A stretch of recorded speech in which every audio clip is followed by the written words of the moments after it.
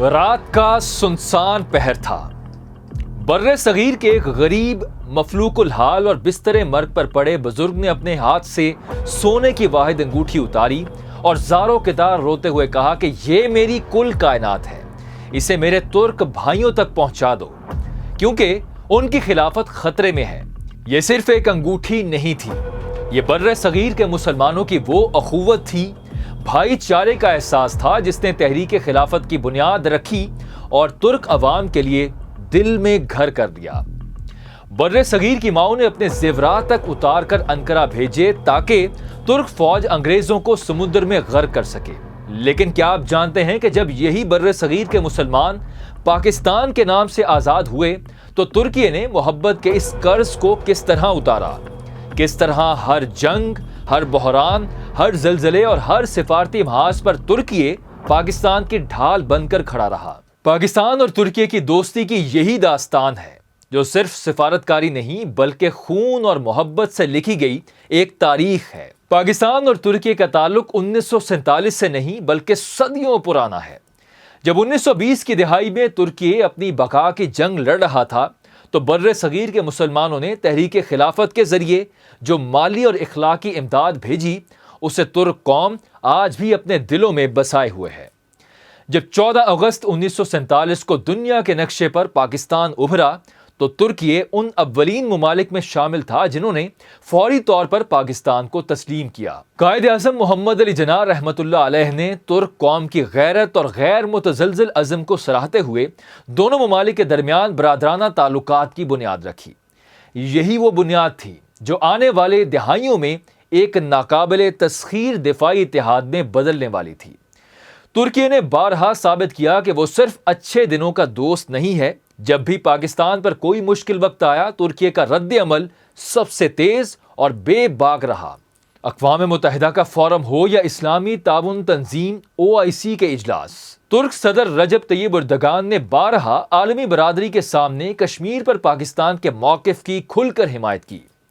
پاکستان اور ترکیے کے تعلقات کی کہانی میں یہ بات واضح نظر آتی ہے کہ کس طرح دونوں ممالک کشمیر اور فلسطین جیسے اہم جذباتی اور انسانی امور پر ہمیشہ یکساں موقف رکھتے ہیں۔ اسی طرح 2005 کا تباہ کن زلزلہ ہو یا 2010 اور 2022 کے ہولناک سیلاب، ترکیے کے حکمران اور عوام سب سے پہلے امدادی سامان اور ریسکیو ٹیمز لے کر پاکستان پہنچے۔ ترک خواتین نے اپنے زیورات تک عطیہ کر دیے، بالکل ویسے ہی جیسے 100 سال پہلے برِ صغیر کی خواتین نے ترک بھائیوں کے لیے کیا تھا۔ اب آتے ہیں اس کہانی کے سب سے اہم اور طاقتور باب پر۔ سیکیورٹی میں ترکیے کیسے پاکستان کی مدد کر رہا ہے؟ سیکیورٹی اور دفاع کی دنیا میں پاکستان اور ترکی کا اتحاد اب محض دوستی نہیں رہا بلکہ جنوبی ایشیا اور مشرق وسطیٰ میں پاور بیلنس کو تبدیل کرنے والا ایک طاقتور فیکٹر بن چکا ہے جس میں بہت ساری چیزیں شامل ہیں۔ پاک بحریہ کی صلاحیتوں کو جدید بنانے کے لیے ترکیے کے ساتھ 4 ملجم کلاس اسٹیلتھ جنگی جہازوں کا معاہدہ ہوا۔ اس پروجیکٹ کی خاص بات ٹیکنالوجی کی منتقلی تھی، جس کے تحت جہاز صرف ترکیے میں نہیں بلکہ کراچی شپ یارڈ میں بھی تیار کیے گئے۔ پھر ہے ڈرون ٹیکنالوجی اور فضائی برتری۔ ترکی کی مشہور زمانہ بائر کرتار اور اکنچی ڈرون ٹیکنالوجی نے جدید جنگوں کا رخ موڑ دیا ہے۔ پاکستان نے ان جدید ترین سٹرائک ڈرونز کو اپنی دفاعی لائن کا حصہ بنایا جس سے سرحدوں کی نگرانی اور حملے کی صلاحیت میں گراں قدر اضافہ ہوا۔ لیکن سب سے بڑا بریک تھرو ترکیے کے 5ویں جنریشن اسٹیلتھ جنگی طیارے کان کے منصوبے میں پاکستان کی ممکنہ اور تکنیکی شراکت داری ہے۔ ترک ایروسپیس انڈسٹریز کا تیار کردہ یہ طیارہ دنیا کے سب سے بڑے جدید ترین جنگی طیاروں کا مقابلہ کرنے کی صلاحیت رکھتا ہے۔ منصوبے کے تحت دونوں ممالک کے انجینئرز مشترکہ پروڈکشن اور ٹیکنالوجی شیئرنگ پر بات چیت آگے بڑھ رہی ہے۔ یہ پاکستان کے اپنے پروجیکٹ عزم کے لیے بھی ایک اہم سنگ میل ثابت ہو سکتا ہے۔ مغرب کی طرف سے پابندیوں اور دفاعی ٹیکنالوجی سے محروم کرنے کی کوششوں نے دونوں ممالک کو خود انحصاری کی طرف دھکیلا ہے۔ جہاں پاکستان کے پاس ایٹمی صلاحیت، تجربہ کار فوج اور JF-17 بنانے کی صلاحیت ہے، وہیں ترکی کے پاس جدید ڈرون ٹیکنالوجی، بحری انجینئرنگ اور دفاعی تحقیق کے وسیع وسائل ہیں۔